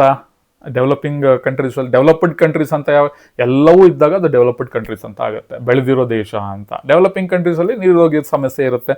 ಸೊ ಬಡತನದ ಇರುತ್ತೆ. ಕೃಷಿ ಹಿಂದೆ ಉಳಿದಿರುವಂಥದ್ದು ಡೆವಲಪಿಂಗ್ ಕಂಟ್ರೀಸಲ್ಲಿ. ಆದಾಯ ಮತ್ತು ಸಂಪತ್ತಿನ ಅಸಮಾನತೆ ಹಂಚಿಕೆ. ಓಕೆ, ಇಷ್ಟು ರೀಸನ್ನು ಅಥವಾ ಪ್ರಾಬ್ಲಮ್ಸು ಇನ್ ಡೆವಲಪಿಂಗ್ ಕಂಟ್ರೀಸ್, ಬೆಳೆಯುತ್ತಿರುವ ದೇಶ. ಓಕೆನಾ. Next, why we celebrate world consumer day on March 15th on this day? Okay, the right of safety, right of choose, right of information, right of heard. March 15 ನಾವು ಯಾಕೆ world consumer day ಅಂತೀವಿ? ಈ ದಿನದಂದು ಅಮೆರಿಕದ ಅಧ್ಯಕ್ಷರಾಗಿದ್ದ John F Kennedy ಅವರು ಅಲ್ಲಿನ ನಾಗರಿಕರಿಗೆ ಸಂರಕ್ಷತೆ, ಮಾಹಿತಿ, ನಿವೇದನೆ, ಪರಿಹಾರ ಎಂಬ 4 ಹಕ್ಕುಗಳನ್ನು ನೀಡುವ ವಿಧೇಯಕವನ್ನು ಅಂಗೀಕರಿಸಿದರು. ಸಂರಕ್ಷತೆ, ಮಾಹಿತಿ, ನಿವೇದನೆ, ಪರಿಹಾರ, ಈ 4 ಹಕ್ಕುಗಳು, right to safety, right to choose, right to information, right to heard ಅನ್ನೋ ಒಂದು 4 ರೈಟ್ಸ್ಗಳನ್ನ ಗ್ರಾಹಕರಿಗೆ ಕೊಟ್ಟರು. ಸೊ ಅದಕ್ಕೆ March 15, 1962 consumer day, world consumer day ಅಂತ ನಾವು ಸೆಲೆಬ್ರೇಟ್ ಮಾಡ್ತೀವಿ. ಓಕೆನಾ. Next, important aims of the consumer protection act. The act ಉದ್ದೇಶ ಏನು? ಕನ್ಸ್ಯೂಮರ್ ಪ್ರೊಟೆಕ್ಷನ್ ಆಕ್ಟ್ ತರೋದಕ್ಕೆ. The act accords for safety and quality. Okay, ಕನ್ಸ್ಯೂಮರ್ದು ಅವಾಯ್ಡಿಂಗ್ ಡೇಂಜರಸ್ ಗೂಡ್ಸ್ ಅಂದರೆ consumer protection act dangerous goods, dangerous ಪ್ರಾಡಕ್ಟ್ಸ್ಗಳನ್ನ avoid ಮಾಡೋವಂಥದ್ದು. Prevention malpractices in the market. Malpractices ಇಂದ ಅಂದರೆ copy, ಈ ಎಕ್ಸಾಮಲ್ಲಿ ಮಾಲ್ ಪ್ರಾಕ್ಟೀಸ್ ಅಂದರೆ ಕಾಪಿ ಹೊಡಿಯೋದು. ಸೊ ಮಾರ್ಕೆಟಲ್ಲಿ ಮಾಲ್ ಪ್ರಾಕ್ಟೀಸ್ ಅಂತ ಅಂದರೆ ಈಗ ಒಂದೇ ಕಂಪ್ನಿ ಪ್ರಾಡಕ್ಟನ್ನ ಇನ್ನೊಬ್ರು ಕಾಪಿ ಮಾಡಿ ಮಾರುವಂಥದ್ದು ಅಂದರೆ ಅದು ಒಳ್ಳೆ ಕ್ವಾಲಿಟಿ ಇರುತ್ತೆ, ಸೊ ಅದಕ್ಕೆ ಬೆಲೆ ಜಾಸ್ತಿ ಇರುತ್ತೆ, ಮಾರ್ಕೆಟಲ್ಲಿ ಜಾಸ್ತಿ ಓಡ್ತಾ ಇರುತ್ತೆ. ಸೊ ಅದೇ ಥರ ಸೇಮ್ ಪ್ಯಾಕೆಟು ಎಲ್ಲ ಕಾಪಿ ಮಾಡಿ ಆ ಪ್ಯಾಕೆಟ್ ಒಳಗೆ ಸ್ವಲ್ಪ ಒರಿಜಿನಲ್ ಕ್ವಾಲಿಟಿ ಥರನೇ ನಾವು ಪ್ರಾಡಕ್ಟ್ಸ್ನ ಕೊಡೋಕ್ಕಾಗಲ್ಲ, ಬಟ್ ಕೊಡ್ತಾರೆ. ಆ ಹೆಸರಿಂದ ಪ್ರಾಡಕ್ಟ್ ತಗೊಂತಾರೆ ಅನ್ನೋ ಕಾರಣಕ್ಕೆ ಕಾಪಿ ಮಾಡಿ ಫೇಕಾಗಿ ಮಾಡೋ ಅಂಥದ್ದು, ಅದನ್ನು ಅವಾಯ್ಡ್ ಮಾಡೋ ಅಂಥದ್ದು. Supervision on quality, weights, measures and prices ಅಂದರೆ ಒಂದು ಕಣ್ಣು ಇಟ್ಟಿರ್ತಾರೆ, ಒಂದು ಮೇಲ್ವಿಚಾರಣೆ ಆಗ್ತಾ ಇರುತ್ತೆ ಕ್ವಾಲಿಟಿ, ಪ್ರೈಸ್ ಮೇಲೆ, ಆಮೇಲೆ ವೆಯ್ಟ್ಸ್. ಈಗ ಪ್ಯಾಕೆಟೆಲ್ಲ 200 ಗ್ರಾಮ್ ಅಂತ ಇರುತ್ತೆ, ಆದರೆ ಪ್ರಾಡಕ್ಟಲ್ಲಿ ನಾವ್ಯಾರು ಗ್ರಾಹಕರು ಚೆಕ್ ಮಾಡೋಕ್ಕೆ ಹೋಗಲ್ಲ. ಪ್ಯಾಕೆಟ್ ಎಲ್ಲ 500 ಗ್ರಾಮ್ ಇದೆಯೋ 500 ಗ್ರಾಮ್ ಇರುತ್ತೆ, ಅದರಲ್ಲಿ 400 ಗ್ರಾಮು ಇರ್ಬೋದು, 350 ಗ್ರಾಮು ಇರ್ಬೋದು. ಸೊ ಅದನ್ನೆಲ್ಲ ಚೆಕ್ ಮಾಡ್ತಾ ಇರ್ತಾರೆ. So solve the problem of consumers, creating awareness, educating consumers. Okay, ಇದಿಷ್ಟು the aims of the consumer protection act. ಸುರಕ್ಷತೆ ಹಾಗೂ ಗುಣಮಟ್ಟಕ್ಕೆ ಮೊದಲ ಪ್ರಾಶಸ್ತ್ಯ ನೀಡುವುದು, ಅಪಾಯಕಾರಿ ವಸ್ತುಗಳ ತಯಾರಿಕೆ ಮತ್ತು ಮಾರಾಟವನ್ನು ತಪ್ಪಿಸುವುದು.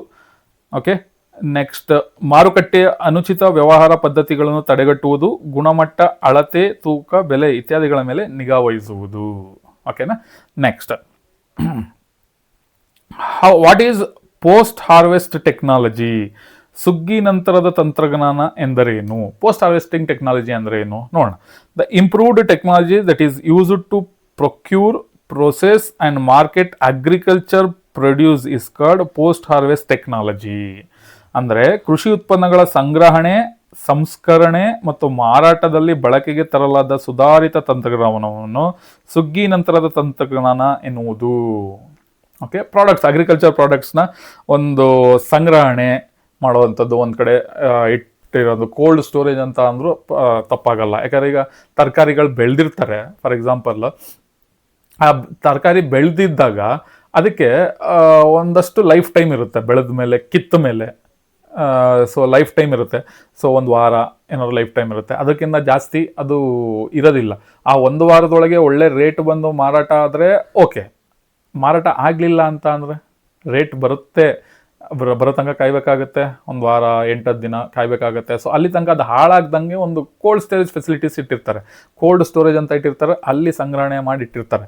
ಅದಾದ್ಮೇಲೆ ಮಾರ್ಕೆಟಲ್ಲಿ ಮಾರ್ತಾರೆ ರೇಟ್ ಬಂದಾಗ. ಸೊ ಅದು ಆ ಥರ ಟೆಕ್ನಾಲಜಿಗಳನ್ನ ನಾವು ಪೋಸ್ಟ್ ಹಾರ್ವೆಸ್ಟ್ ಟೆಕ್ನಾಲಜಿ ಅಂದರೆ ಕಿತ್ತ ಮೇಲೆ, ಫಲ ಬಂದ ಮೇಲೆ ಬೇಸಾಯದಲ್ಲಿ ಒಂದು ತರಕಾರಿ ಅಥವಾ ಹಣ್ಣು ಏನಾದಾಗಲಿ ಅದು ಪೋಸ್ಟ್ ಹಾರ್ವೆಸ್ಟ್. ಹಾಗಾಗಿ ಫಲ ಬಂದ ಮೇಲೆ ಅದನ್ನು ಸಂಗ್ರಹಣೆ ಮಾಡಿ ಒಳ್ಳೆ ರೇಟಿಗೆ ಮಾರುವಂಥದ್ದನ್ನು ಪೋಸ್ಟ್ ಹಾರ್ವೆಸ್ಟ್ ಟೆಕ್ನಾಲಜಿ. ಆ ಸಂಗ್ರಹಣೆ ಮಾಡೋದನ್ನು ಕೋಲ್ಡ್ ಸ್ಟೋರೇಜ್ ಅಂತ ಹೇಳ್ತೀವಿ ನಾವು, ಅದನ್ನು ಟೆಕ್ನಾಲಜಿ ಅಂತ ಅಂತಾರೆ. Methods to follow to file a complaint in consumer court. Consumer ಕೋರ್ಟಲ್ಲಿ, ಈ ನಾರ್ಮಲ್ ಕೋರ್ಟಲ್ಲಿ ಕೆಲವೊಂದು ಮೆಥಡ್ಸ್ ಇದೆ ಕಂಪ್ಲೇಂಟ್ ಕೊಡೋದಕ್ಕೆ, ಬಟ್ ಕನ್ಸ್ಯೂಮರ್ ಕೋರ್ಟಲ್ಲಿ ಕೆಲವೊಂದು ಮೆಥಡ್ಸ್ ಇದೆ. ಅದೇನೇನು? ನೋ ಪ್ರಿಸ್ಕ್ರೈಬ್ಡ್ ಪರ್ಫಾರ್ಮಾ ಅಂದರೆ ಒಂದು ನಿರ್ದಿಷ್ಟವಾದ ಒಂದು ಪ್ಯಾಟ್ರನ್ ಇಲ್ಲ ಈ ಥರ ಕಂಪ್ಲೇಂಟ್ ಬರ್ಕೊಡೋದಕ್ಕೆ. ಓಕೆನಾ. The complaint may be typed 1 or hand written. ಅಂದರೆ ಒಂದು ಕೈಯಲ್ಲಿ ಬರ್ದಿರ್ಬೇಕಾದ್ರೆ ಟೈಪ್ ಮಾಡಿರ್ಬೇಕು, 2ರಲ್ಲಿ 1 ಇರಬೇಕು ಕಂಪ್ಲೇಂಟ್ ಕೊಡುವಂಥದ್ದು. ಅಂದರೆ ಇಂಥದ್ದೇ ಫಾರ್ಮೆಟ್, ಈಗ ನೀವು ಫಾರ್ ಎಕ್ಸಾಂಪಲ್ ಈಗ ಲ್ಯಾಂಗ್ವೇಜಸಲ್ಲಿ ಲೀವ್ ಲೆಟರ್ ಬರೀತೀರಾ, ಇಂಥದ್ದೇ ಫಾರ್ಮೆಟಲ್ಲಿ ಇರಬೇಕು ಅಂತ ಇರುತ್ತಲ್ಲ, ಆ ಥರ ಇದಕ್ಕೆ ಒಂದು ಫಾರ್ಮೆಟ್ ಇಲ್ಲ ನಿರ್ದಿಷ್ಟವಾದ, ಹೆಂಗಾದ್ರು ಬರೀಬೋದು. ಬಟ್ ಕಂಪ್ಲೇಂಟ್ ಬರ್ದಿರಬೇಕು, ಇಲ್ಲಾಂದ್ರೆ ಟೈಪಲ್ಲಿ ಇರಬೇಕು. Name of the person, full address and telephone number is needed. ಅಂದರೆ ಯಾರು ಕಂಪ್ಲೇಂಟ್ ಕೊಡ್ತಾ ಇದ್ದಾರಲ್ಲ, ಸೊ ಅವ್ರದ್ದು ನೇಮು, ಅಡ್ರೆಸ್ಸು, ಟೆಲಿಫೋನು, ಮತ್ತು ಯಾರ ಮೇಲೆ ಕಂಪ್ಲೇಂಟ್ ಕೊಡ್ತಾ ಇದ್ದಾರಲ್ಲ ಅವ್ರದ್ದು ನೇಮು, ಅಡ್ರೆಸ್ಸು, ಟೆಲಿಫೋನು, ಅದು compulsory. whom the complaint is made should be mentioned clearly with address. ನಾನು ಅದನ್ನ ಹೇಳ್ದಲ್ಲ, ಯಾರ ಮೇಲೆ ಕಂಪ್ಲೇಂಟ್ ಮಾಡ್ತಾ ಇದ್ದಾರೆ ಅದು ಅಡ್ರೆಸ್, ನೇಮು, ಫೋನ್ ನಂಬರ್ ಕ್ಲಿಯರಾಗಿ ಮೆನ್ಷನ್ ಆಗಿರಬೇಕು. Loss should be specified clearly. ಅವ್ರಿಗೆ ಏನು ಲಾಸ್ ಆಗಿದೆ, ಕನ್ಸ್ಯೂಮರ್ಗೆ, ಗ್ರಾಹಕನಿಗೆ ಏನು ಒಂದು ಲಾಸ್ ಆಗಿದೆ ಅದನ್ನು ಕ್ಲಿಯರಾಗಿ ಮೆನ್ಷನ್ ಮಾಡಬೇಕು ಆ ಕಂಪ್ಲೇಂಟ್ ಲೆಟರಲ್ಲಿ. The bill should be enclosed. So loss ಆಗಿರೋದಕ್ಕೆ ಸಾಕ್ಷಿ ಬೇಕು, ಅದು ಸಾಕ್ಷಿ ಏನು? ಆ ಬಿಲ್ ಇರಬೇಕು. ಆ ಬಿಲ್ನ ಕೂಡ ಆ ಕಂಪ್ಲೇಂಟ್ ಜೊತೆಗೆ ಹಾಕಿರಬೇಕು. Okay. No fees or stamp duty. ಯಾವುದೇ ಫೀಸ್ ಇರಲ್ಲ ಕಂಪ್ಲೇಂಟ್ ಬರೆಯೋದಕ್ಕೆ, ಯಾವುದೇ ಸ್ಟ್ಯಾಂಪ್ ಡ್ಯೂಟಿ ಅಂದರೆ ಚಾಪಾಕಾಗದ, ಆ ಚಾಪಾಕದಲ್ಲೇ ಬರ್ಕೊಡ್ಬೇಕು, 50 ರೂಪಾಯಿ 100 ರೂಪಾಯಿ ಆ ಥರ ಯಾವುದೇ ಫೀಸ್ ಇರಲ್ಲ ಅದಕ್ಕೆ. No advocate or lawyer is required. ಮಾಮೂಲಿ ಕೋರ್ಟಲ್ಲಿ ನಾವು ಕಂಪ್ಲೇಂಟ್ ಮಾಡಿ ಕೇಸ್ ನಡೆಸೋದಕ್ಕೆ ಲಾಯರ್ ಬೇಕು, ಬಟ್ ಕನ್ಸ್ಯೂಮರ್ ಕೋರ್ಟಲ್ಲಿ ಯಾವುದೇ ಲಾಯರ್ ಅವಶ್ಯಕತೆ ಇಲ್ಲ, ನೀವೇ ನೇರವಾಗಿ ಆ ಕೇಸ್ನ ಫೈಲ್ ಮಾಡ್ಕೊಂಡು ನಡೆಸ್ಬೋದು. The consumer himself or herself can argue, ಅದನ್ನ ಹೇಳಿದ್ದು. ಯಾವ ಕನ್ಸ್ಯೂಮರ್ ಕೋರ್ಟಲ್ಲಿ ಲಾಯರ್ಗಳ ಅವಶ್ಯಕತೆನೇ ಇರಲ್ಲ, ನೀವೇ ಕಂಪ್ಲೇಂಟ್ ಹಾಕ್ಬೋದು, ನೀವೇ ಆರ್ಗ್ಯೂ ಮಾಡ್ಬೋದು, ಕೋರ್ಟ್ ಲಾಯರ್ ಅವಶ್ಯಕತೆ ಇರಲ್ಲ. ಇಷ್ಟು ಕನ್ಸ್ಯೂಮರ್ ಕೋರ್ಟಲ್ಲಿ ಕಂಪ್ಲೇಂಟ್ ಹಾಕುವಂಥದ್ದು ಒಂದು ವ್ಯವಸ್ಥೆ ಅಥವಾ ಒಂದು ವಿಧಾನ. Okay, next, doctrine of lapse support the expansion of British empire in India. How? ಬ್ರಿಟಿಷರ ಅಧಿಕಾರ ವಿಸ್ತರಣೆಗೆ ದತ್ತು ಮಕ್ಕಳಿಗೆ ಹಕ್ಕಿಲ್ಲ ಎಂಬ ನೀತಿಯು ಹೇಗೆ ಸಹಕಾರಿಯಾಯಿತು? ಓಕೆ, ಬ್ರಿಟಿಷ್ ಅಧಿಕಾರ ವಿಸ್ತರಣೆಗೆ ದತ್ತು ಮಕ್ಕಳಿಗೆ ಹಕ್ಕಿಲ್ಲ. Listen here. ಕೆಲವು ರಾಜ್ಯದಲ್ಲಿ ಮಕ್ಕಳಾಗ್ತಾ ಇರಲಿಲ್ಲ ಬ್ರಿಟಿಷ್ ಆಳ್ವಿಕೆ ಇದ್ದಾಗ. ಸೊ ಅವಾಗ ರಾಜರಿಗೆ ಮಕ್ಕಳಾಗದೇ ಇದ್ದಾಗ ಒಂದು ಕಾನೂನು ತಂದರು. ಯಾಕೆ ಇದು ಮಕ್ಕಳಾಗದೇ ಇದ್ದಾಗ, ಮಕ್ಕಳಾದರೆ ಆ ರಾಜ್ಯನ ತಮ್ಮ ಮಕ್ಕಳಿಗೆ ಬರೀತಾರೆ, ಅವ್ರನ್ನ ಅದನ್ನ ನಡೆಸ್ಕೊಂಡು ಹೋಗ್ತಾರೆ. ಓಕೆ, ಮಕ್ಕಳು ಆಗದೇ ಇದ್ದಾಗ ಆ ರಾಜ್ಯನ ನಡೆಸೋದಕ್ಕೆ ದತ್ತು ಮಕ್ಕಳನ್ನ ತಗೋತಾ ಇದ್ರು. ಆ ದತ್ತು ಮಕ್ಕಳನ್ನ ತಗೊಂಡು ಅವ್ರು ರಾಜ್ಯ ಬರೀತಾ ಇದ್ರು. ಬಟ್ ಅದು ಬ್ರಿಟಿಷರಿಗೆ ಕಣ್ಣು ಬಿತ್ತದ್ರ ಮೇಲೆ. ಸೊ ಮಕ್ಕಳಿಲ್ಲ ಅಂದಾಗ ದತ್ತು ಮಕ್ಕಳು ತಗೋಬಾರ್ದು, ಆ ರಾಜ್ಯನ ಅವ್ರಿಗೆ ಬರೀಬಾರ್ದು, ಆ ರಾಜ್ಯನ ನಾವೇ ತಗೊಬೇಕು ಅನ್ನೋ ಆಸೆ ಬ್ರಿಟಿಷರಿಗೆ ಬಂತು. ಆವಾಗ ಡಾಕ್ಟ್ರೈನ್ ಆಫ್ ಲ್ಯಾಬ್ಸ್ ಅನ್ನೋದು ಒಂದು ಕಾನ್ಸೆಪ್ಟ್ ಬಂತು. ಈಗ ನೋಡಿ, Dalhousie introduced this policy. Dalhousie introduce ಮಾಡಿದ್ರು. The adopted children not getting right to throne. ಅದೇ ಹೇಳಿದ್ದು, ದತ್ತು ಮಕ್ಕಳನ್ನ ತಗೊಬೋದು, ಬಟ್ ತಗೊಂಡ್ರೆ ಆ ರಾಜ್ಯವನ್ನ ಆಸ್ತಿಯನ್ನ ಅವ್ರ ಹೆಸರಿಗೆ ಬರೆಯಂಗಿಲ್ಲ, ಅದು ಬ್ರಿಟಿಷರಿಗೆ ಕೊಡಬೇಕು ಅನ್ನೋದು ಒಂದು ಪಾಲಿಸಿ. ಅದು the adopted children had no legal right over the throne. ಯಾವುದೇ ಲೀಗಲ್ ರೈಟ್ಸ್ ಇರಲ್ಲ ಆಸ್ತಿ ಮೇಲೆ. ಓಕೆನಾ. Next, if any Indian ruler dies without children, ಅಂದರೆ ಯಾವುದೇ ಇಂಡಿಯನ್ ರೂಲರ್ ಅಥವಾ ರಾಜ್ಯ ಮಗು ಇಲ್ದಲೇ ಸತ್ತರೆ ಆ ರಾಜ್ಯ ಎಲ್ಲ ಬ್ರಿಟಿಷರಿಗೆ ಬರಬೇಕು ಅನ್ನೋ ಕಾನ್ಸೆಪ್ಟು. ಇದು ಡಾಕ್ಟ್ರೈನ್ ಆಫ್ ಲ್ಯಾಬ್ಸ್. ಅಂದರೆ princely States gets merged with the British empire, ಅದೇ ಹೇಳಿದಲ್ಲ. ಆ ಥರ ಎಲ್ಲ ಆದಾಗ, ಒಂದು ಮಕ್ಕಳಿಲ್ದಲೇ ಸತ್ತರೆ ಅಥವಾ ದತ್ತು ಮಗು ತಗೊಂಡ್ರೆ ಆ ರಾಜ್ಯ ಎಲ್ಲ ಆ ದತ್ತು ಮಗು ಹೋಗಲ್ಲ, ಯಾವ ರೈಟ್ಸು ಇರಲ್ಲ ದತ್ತು ಮಕ್ಕಳಿಗೆ, ಅದೆಲ್ಲ ಬ್ರಿಟಿಷರಿಗೆ ಉಳ್ಕೊಳ್ಳುತ್ತೆ. ದೆನ್ ಆ ಥರ ಆಗಿದ್ದು ಯಾವ್ಯಾವ ರಾಜ್ಯಗಳು ಅಂತ ನೋಡಿ. Satara, Nagpur, Sambalpur, Udaipur, Jhansi, Jaipur come under this policy. ಈ ಥರ ಒಂದು ರಾಜ ಮಕ್ಕಳಿಲ್ದಲೇ ಸತ್ತೋದಾಗ ಈ ಸತಾರಾ, ನಾಗ್ಪುರ್, ಸಂಬಲ್ಪುರ್, ಉದಯ್ಪುರ್, ಝಾನ್ಸಿ, ಜೈಪುರ್ ಇವೆಲ್ಲವೂ ರಾಜ್ಯವನ್ನು ಬ್ರಿಟಿಷರು ಅವರ ಸುಪರ್ತಿಗೆ ತಗೊಂಡ್ರು. ಓಕೆನಾ. Next, the states that come under the doctrine of lapse policy. ಅವಾಗಲೇ ಹೇಳಿದ್ನಲ್ಲ, ಇದರ ಪಾಯಿಂಟ್ ಮೆನ್ಷನ್ ಮಾಡಿದ್ದೀನಲ್ಲ, ಡಾಕ್ಟ್ರೈನ್ ಆಫ್ ಲ್ಯಾಬ್ಸ್ ಪಾಲಿಸಿ ಅಂಡರಲ್ಲಿ ಬಂದಿದ್ದು. ಇನ್ನೆಲ್ಲ ಬೇರೆ ಬೇರೆ ರಾಜ್ಯದಲ್ಲಿ ಮಕ್ಕಳು ಆದರು ರಾಜರಿಗೆ, ಬಟ್ ಇಷ್ಟು ರಾಜ್ಯಗಳಲ್ಲಿ ಮಕ್ಕಳಾಗಲಿಲ್ಲ, ಅವ್ರು ಹಂಗೆ ಸತ್ತೋದ್ರು ಅಥವಾ ದತ್ತು ತಗೊಂಡ್ರು ಮಕ್ಕಳನ್ನ. ಬಟ್ ಮಕ್ಕಳಾಗಲಿಲ್ಲ ಅಂದ್ರೂ ಒಂದೇ, ದತ್ತು ತಗೊಂಡ್ರು ಒಂದೇ, ಯಾವುದೇ ಥರದ ರಾಜ್ಯ ಅವರಿಗೆ ಬಿಟ್ಕೊಡಂಗಿಲ್ಲ, ಎಲ್ಲ ಬ್ರಿಟಿಷ್ ಸರ್ಕಾರಕ್ಕೆ ಬರಬೇಕು ಅನ್ನೋದೊಂದು ಕಾನ್ಸೆಪ್ಟ್. ಓಕೆನಾ. Next, recognition of state commission formed. ರಾಜ್ಯ ಪುನರ್ವಿಂಗಡನಾ ಆಯೋಗವನ್ನು ಕುರಿತು ಕೆಲವೊಂದು ಪ್ರಮುಖ ಅಂಶವನ್ನು ತಿಳಿಸಿ ಅಂತ ಕೇಳಿದ್ದಾರೆ. Faasil Ali commission formed in 1953. Faasil Ali was the chairman of that commission. So okay, members were K.M. Panichkar, H.N. Kunjru. Commission submitted the report. A state reorganization act came into force in 1955. 14 states and 6 union territories was formed. Okay. Fazal Ali ಅಧ್ಯಕ್ಷರಾಗಿ, KM Panikkar ಮತ್ತು HN Kunzru ಸದಸ್ಯರಾದರು ಆ ಕಮಿಷನ್ಗೆ. ಯಾವ ಕಮಿಷನ್ಗೆ? ರಾಜ್ಯ ಪುನರ್ವಿಂಗಡನಾ ಆಯೋಗಕ್ಕೆ. ಓಕೆನಾ.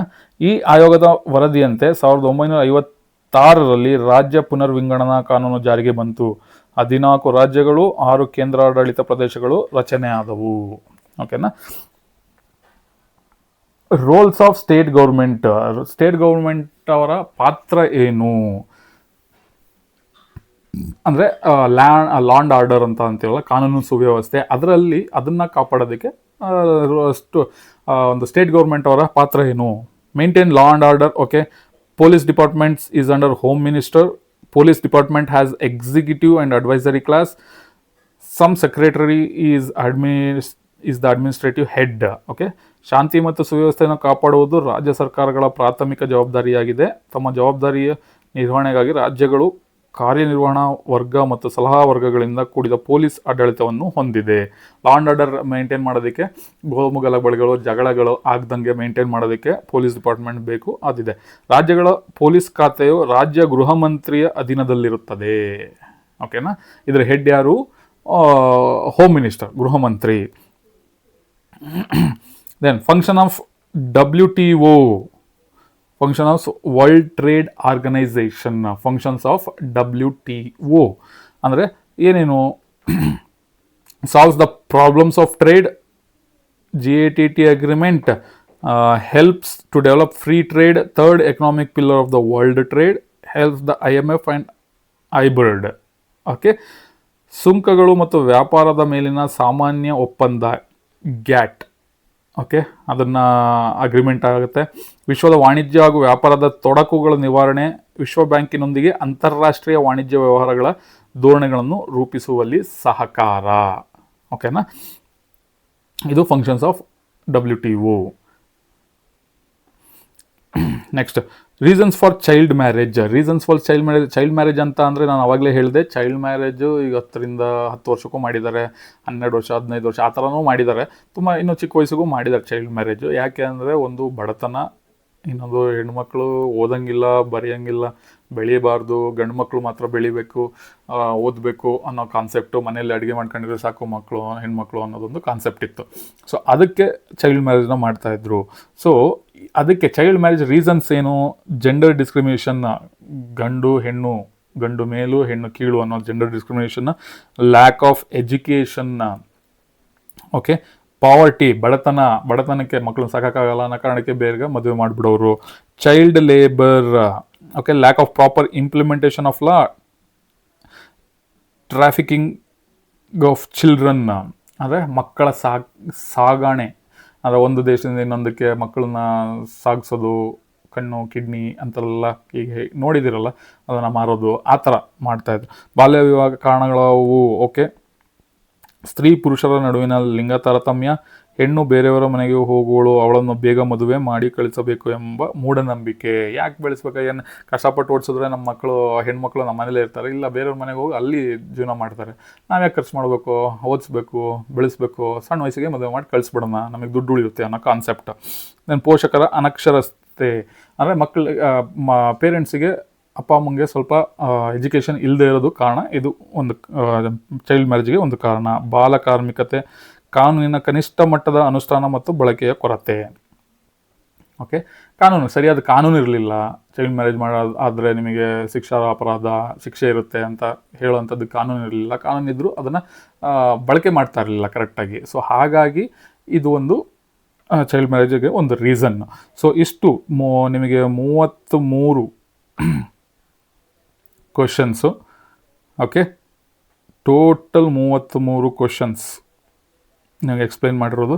ನಿಮಗೆ 16 marks ಈ PDF-ಅಲ್ಲಿ 33 questions ಇದೆ, 33 ಕ್ವಶನ್ಸ್ ಇದೆ. ಈ 33 ಕ್ವಶನ್ಸ್ನ ಓದಿದ್ರೆ ಸಾಕು, ನಿಮಗೆ ಯಾವುದೇ ಕಾರಣಕ್ಕೂ ಮಿಸ್ ಆಗಲ್ಲ. 2 ಮಾರ್ಕ್ಸ್ ಕ್ವಶನ್ ಪಕ್ಕ ಇದೇ PDF-ಇಂದ ಬರುತ್ತೆ, ತುಂಬ ರಿಸರ್ಚ್ ಮಾಡಿರುವಂಥದ್ದು, ಯಾವುದೇ ಥರದ ಭಯ ಬೇಡ. ಈ ಕ್ವಶನ್ಸ್ನ ಕ್ಲೀನಾಗಿ ಪ್ರಿಪೇರ್ ಆಗಿ ನಿಮ್ಮ ಫ್ರೆಂಡ್ಸಿಗೂ ಶೇರ್ ಮಾಡಿ. ಇದ್ರ ಜೊತೆಗೆ 3 ಮಾರ್ಕ್ಸ್ ಕ್ವಶನ್ಸು ಮತ್ತು 4 ಮಾರ್ಕ್ಸ್ ಕ್ವಶನ್ಸು ಬರುತ್ತೆ. 5 ಮಾರ್ಕ್ಸ್ ಅಂದರೆ ಮ್ಯಾಪ್ಸೇ, 5 ಮಾರ್ಕ್ಸಿಗೆ ಸೋಷಲಲ್ಲಿ ಮ್ಯಾಪೇ ಕೇಳೋದು. ಸೊ ಆ ಮ್ಯಾಪಿಗೆ ಯಾವ್ಯಾವ ಇದನ್ನು ಕೇಳ್ತಾರೆ, ಪ್ಲೇಸಸ್ನ ಮಾರ್ಕ್ ಮಾಡೋದಕ್ಕೆ, ಅದ್ರ ಬಗ್ಗೆನೂ ಒಂದು ವಿಡಿಯೋ ಮಾಡಾಕ್ತೀನಿ. ಸೊ ಅದನ್ನು ನೋಡ್ಕೊಳ್ಳಿ. ಸೊ 1 ಮಾರ್ಕಿಂದ ಆಲ್ರೆಡಿ ಮಾಡಿದ್ದೀನಿ ಪ್ರಿಪ್ರೇಟ್ರಿ 3 ಟೈಮಲ್ಲಿ. ಸೊ ಅದನ್ನು ನೋಡ್ಕೊಳ್ಳಿ, ಟಾಪ್ 50. ಸೊ 1 ಮಾರ್ಕಲ್ಲಿ ಐ ಡೋಂಟ್ ಗ್ಯಾರಂಟಿ ಅದರಲ್ಲೇ 1 ಮಾರ್ಕಿನ ಕ್ವಶನ್ ಬಂದೇ ಬರುತ್ತೆ ಅಂತ, ಯಾಕೆಂದರೆ ಅದು ಒಂದು ಟಾಪ್ 50 ಅಂತ ಮಾಡಿದ್ದೀನಿ. 1 ಮಾರ್ಕ್ ಕ್ವಶನ್ಸು ನೀವು ಆರಾಮಾಗಿ ಮಾಡ್ಕೊತೀರ, ಓದ್ತೀರ. ಸೊ ನನಗೆ ಗೊತ್ತಿದ್ರಲ್ಲಿ ಟಾಪ್ 50 ಅಂತ ಮಾಡಿಕೊಟ್ಟಿದ್ದೀನಿ. ಸೊ ಅದನ್ನು ಬಿಟ್ಟು 2 marks, 3 marks, 4 marks, 5 marks. So ಇಷ್ಟು 4 ಪ್ಯಾಟ್ರನ್ನು, 2, 3, 4, 5. ಸೊ 4 ಪ್ಯಾಟ್ರನ್ ಮಾರ್ಕ್ಸ್ ಇದೆಯಲ್ಲ, ಈ ವಿಡಿಯೋಸ್ನ ಕ್ಲೀನಾಗಿ ಫಾಲೋ ಮಾಡಿ, ಖಂಡಿತ ನಿಮಗೆ ಔಟ್ ಆಫ್ ಔಟ್ ಬಂದೇ ಬರುತ್ತೆ. ಇದ್ರ ಜೊತೆಗೆ ಇಷ್ಟೆಲ್ಲ ಓದೋಕ್ಕಾಗಲ್ಲ ನಮಗೆ, ಜಸ್ಟ್ ಪಾಸ್ ಆದರೆ ಸಾಕು, ಪಾಸ್ ಆದರೆ ನಮಗೆ ಖುಷಿ ಆಗುತ್ತೆ, ಜಾಸ್ತಿ ಮಾರ್ಕ್ಸ್ ಬೇಡ ಅನ್ನೋರಿಗೆ ನಾನು ಟೋಟಲ್ ಆಗಿ ಒಂದು ಪಾಸಿಂಗ್ ಪ್ಯಾಕೇಜ್ ಅಂತಲೂ ರೆಡಿ ಮಾಡಿದ್ದೀನಿ. ಆ ಪಾಸಿಂಗ್ ಪ್ಯಾಕೇಜ್ನ ಕೂಡ ನಾನು ನಿಮಗೆ ಹೇಳ್ಕೊಡ್ತೀನಿ ಅಥವಾ ಎಕ್ಸ್ಪ್ಲೈನ್ ಮಾಡ್ತೀನಿ. ಜೊತೆಗೆ ಆ PDF ಕೂಡ ಲಿಂಕ್ ನಾನು ಡಿಸ್ಕ್ರಿಪ್ಷನಲ್ಲಿ ಹಾಕ್ತೀನಿ. ಸೊ ಇಷ್ಟು ವೀಡಿಯೋಸು ಬರುತ್ತೆ ನಿಮಗೆ ಸೋಷಿಯಲಲ್ಲಿ. ಸೊ 2 ಮಾರ್ಕ್ಸ್ದು, 3 ಮಾರ್ಕ್ಸು, 4 ಮಾರ್ಕ್ಸು, ಇದು 2 ಮಾರ್ಕ್ಸ್ ಆಯಿತು. 3 ಮಾರ್ಕ್ಸು ಬರುತ್ತೆ, 4 ಮಾರ್ಕ್ಸು ಮತ್ತು 5 ಮಾರ್ಕ್ಸು ಮ್ಯಾಪಿಂಗಿಂದು ಬರುತ್ತೆ. ಒಂದು ಸ್ಟಡಿ ಪ್ಯಾಕೇಜ್, ಪಾಸಿಂಗ್ ಪ್ಯಾಕೇಜ್ ಅಥವಾ ಸ್ಕೋರಿಂಗ್ ಪ್ಯಾಕೇಜು ಅದು ಕೂಡ ಬರುತ್ತೆ. ಓಕೆ, ಪ್ರಿಪ್ರೇಟರಿ 3ಯಲ್ಲಿ ಸ್ಕೋರಿಂಗ್ ಪ್ಯಾಕೇಜ್ 75+ ಸ್ಕೋರ್ ಮಾಡೋದು ಹೇಗೆ ಅಂತ ಒಂದು ನೋಟ್ಸ್, 1 ಶೀಟ್ ನೋಟ್ಸ್ದು ನಾನು ವಿಡಿಯೋ ಮಾಡಿದ್ದೀನಿ. ಅದು ಫೈನಲ್ ಎಕ್ಸಾಮ್ಗೂ ಆಗುತ್ತೆ, ಪ್ರಿಪ್ರೇಟರಿಗೂ ಆಗುತ್ತೆ. ಆ ವಿಡಿಯೋದಲ್ಲೂ ಕೂಡ ನಾನು ಹೇಳಿದ್ದೀನಿ ಅದನ್ನು. ಸೊ ಅದನ್ನು ಫಾಲೋ ಮಾಡಿ. ಸೊ ಅದನ್ನು ಫಾಲೋ ಮಾಡಿಕೊಂಡ್ರೆ ನಿಮಗೆ ಖಂಡಿತವಾಗ್ಲೂ ಅದ್ರದ್ದು ಮತ್ತೆ ಇನ್ನೊಂದು ಇಂಪ್ರೂವ್ಡ್ ವರ್ಷನ್ನ ನಾನು ವಿಡಿಯೋ ಮಾಡ್ತೀನಿ, ಅದನ್ನು ನಾನು ಮಾಡಿಕೊಡ್ತೀನಿ. ಸೊ ಟೋಟಲಾಗಿ ಒಂದು 5-6 ವೀಡಿಯೋ ಸೋಷಲಿಗೆ ಬರುತ್ತೆ. ಇಷ್ಟು 5-6 ವೀಡಿಯೋ, ಒಂದೊಂದು ವೀಡಿಯೋ 1 ಅವರ್ ಬರುತ್ತೆ. ಸೊ 5-6 ಗಂಟೆ ಎಫರ್ಟ್ ಹಾಕಿ ಇದನ್ನು ನೋಡಿಕೊಂಡು PDF ಪ್ರಿಪೇರ್ ಮಾಡಿದ್ದೀನಿ. ಅದನ್ನು ಓದ್ಕೊಂಡ್ರೆ ಖಂಡಿತವಾಗ್ಲೂ ನಿಮಗೆ ಔಟ್ ಆಫ್ ಔಟ್ ಸ್ಕೋರ್ ಹಾಗೇ ಆಗುತ್ತೆ, ಯಾವುದೇ ಥರದ ಡೌಟ್ ಬೇಡ. ಓಕೆನಾ? ಇದು ಜೊತೆಗೆ ಇನ್ನೂ ಸಿಂಪಲ್ಲಾಗಿ ಓದಬೇಕು ಅಂದರೆ ಲಾಸ್ಟ್ ಮಿನಿಟ್ ರಿವಿಷನ್ ಟೈಮಲ್ಲಿ ನಿಮಗೆ ನೋಟ್ಸ್ ಬೇಕು, ಸಿಂಪಲ್ಲಾಗಿ ಓದಬೇಕು. ಅದಕ್ಕೆ ಮೈಂಡ್ ಮ್ಯಾಪ್ ರೆಡಿ ಮಾಡಿದ್ದೀನಿ ಸೋಷಿಯಲಲ್ಲಿ. ಸೊ ಅದು ಕೂಡ ಎಕ್ಸ್ಪ್ಲೈನ್ ಮಾಡ್ತೀನಿ, ಅದ್ರ PDF ಕೂಡ ಸಿಗುತ್ತೆ. ಆಲ್ರೆಡಿ ಇನ್ನೇನು ಸ್ವಲ್ಪ ಮುಗಿಯೋಕ್ಕೆ ಬಂದಿದೆ, ಒಂದು 2-3 ಚಾಪ್ಟರ್ಸ್ ಆಗಬೇಕು. ಸೊ ಆವಾಗ ಅದನ್ನು ನಾನು ಮೈಂಡ್ ಮ್ಯಾಪ್ದು ಒಂದು ವಿಡಿಯೋ ಮಾಡಿ ನಿಮಗೆ PDF ಕಳಿಸ್ಕೊಡ್ತೀನಿ. ಅದನ್ನು ಕ್ಲೀನಾಗಿ ಡೌನ್ಲೋಡ್ ಮಾಡ್ಕೊಳ್ಳಿ. ಅದು ಕೂಡ ನಿಮಗೆ ರಿವಿಷನ್, ಲಾಸ್ಟ್ ಮಿನಿಟ್ ರಿವಿಷನಲ್ಲಿ ಹೆಲ್ಪ್ ಆಗುತ್ತೆ. ಸೊ ಇಷ್ಟೆಲ್ಲ ವೀಡಿಯೋಸ್ ಮಾಡ್ತಾ ಇರೋದು ನಮ್ಮ ಕರ್ನಾಟಕ ಮಕ್ಕಳಿಗೋಸ್ಕರ. ಸೊ ಸೋಷಿಯಲಲ್ಲಿ ಒಳ್ಳೆ ಸ್ಕೋರ್ ಮಾಡಲೇಬೇಕು. ಜೊತೆಗೆ ಮ್ಯಾಥಮೆಟಿಕ್ಸ್ದು ಕೂಡ ಮೈಂಡ್ ಮ್ಯಾಪ್, ಫಾರ್ಮುಲಾಸ್ದು ಪ್ರತಿಯೊಂದು ಚಾಪ್ಟರ್ದು ಒಂದು ಮೈಂಡ್ ಮ್ಯಾಪ್ ಮಾಡಿದ್ದೀನಿ. ಅದು ನಿಮಗೆ ಹೆಲ್ಪ್ ಆಗುತ್ತೆ. ತುಂಬ ಜನ ಫಾರ್ಮುಲಾ PDF ಕಳಿಸಿ ಅಂತ ಕಮೆಂಟ್ ಮಾಡಿದ್ದಾರೆ ಕೆಲವೊಂದು ವೀಡಿಯೋದಲ್ಲಿ. ಸೊ ಅದನ್ನು ನೋಡ್ಕೊಂಡು ನಾನು ಆಲ್ರೆಡಿ ರೆಡಿ ಆಗಿದೆ. ಅದು ಸೋಷಿಯಲ್ ಮೈಂಡ್ ಮ್ಯಾಪ್ ಆಗಬೇಕು. 2-3 ಕಾನ್ಸೆಪ್ಟ್ಸು ಆಗ್ತಾ ಇದೆ. ಸೊ ಮ್ಯಾಥ್ಸ್ದು ರೆಡಿ ಆಗಿದೆ, ಅದರದ್ದು ಒಂದು ವಿಡಿಯೋ ಮಾಡ್ತೀನಿ. ಆ ವಿಡಿಯೋದಲ್ಲಿ ನೀವು ನೋಡ್ಕೊಳ್ಳಿ. ಸೊ ಜೊತೆಗೆ ಎಕ್ಸಾಮ್ ಹೆಂಗೆ ಬರೀಬೇಕು, ಯಾವ ಥರ ಕ್ವಶನ್ಸ್ ಬರುತ್ತೆ, ಯಾವ ರಿಪೀಟೆಡ್ ಕ್ವಶನ್ಸ್ ಬರುತ್ತೆ, ಅದ್ರ ಬಗ್ಗೆ ನಾನು ಸಂಪೂರ್ಣವಾಗಿ ವಿಡಿಯೋ ಮಾಡ್ತೀನಿ. ಸೊ ಅದನ್ನು ಫಾಲೋ ಮಾಡ್ಕೊಳ್ಳಿ.